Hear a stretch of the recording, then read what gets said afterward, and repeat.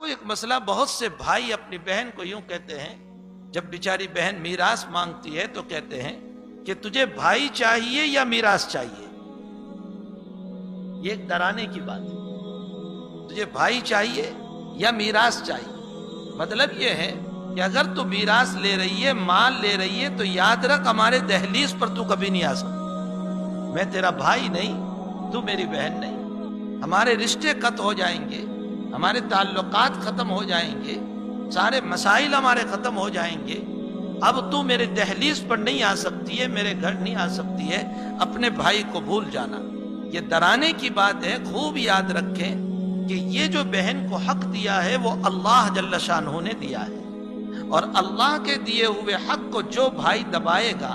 وہ سن لے کہ قیامت میں تو وہ دنیا میں تو وہ مزہ کر لے گا، عیش پرستی کر لے گا، اپنی اولاد کے لیے چھوڑ دے گا، اپنی اولاد کو دے دے گا، لیکن قیامت کے دن اپنی ساری عبادتیں اپنی بہن کو دینی پڑے گی۔ اور اگر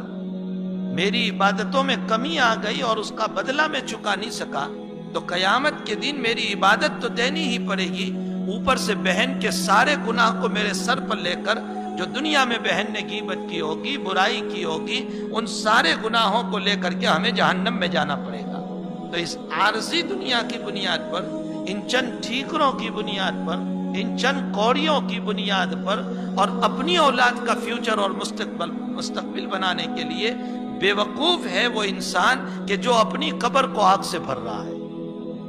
جو اپنی ذات کو جہنم میں دھکیل رہا ہے۔ یہ اس انسان سے بڑھ کر بے وقوف کون ہو سکتا ہے کہ میری اولاد کے عیاشیوں کے خاطر اور میری اولاد کو مکانات دینے کے خاطر میں بہن کا حصہ نہیں دیتا، میں بھائی کا حصہ نہیں دیتا، اور ان حقوق کو دبا کر کے اپنی اولاد کے لیے چھوڑتا ہوں۔ وہ تو آرام کریں گے دنیا میں، وہ آشائش سے رہیں گے، وہ موج مزہ کریں گے، اور قبر میں اس بھائی کو جو باپ ہے ان اولادوں کا، اس کو جو ہے مصیبتیں اٹھانی پڑیں گی۔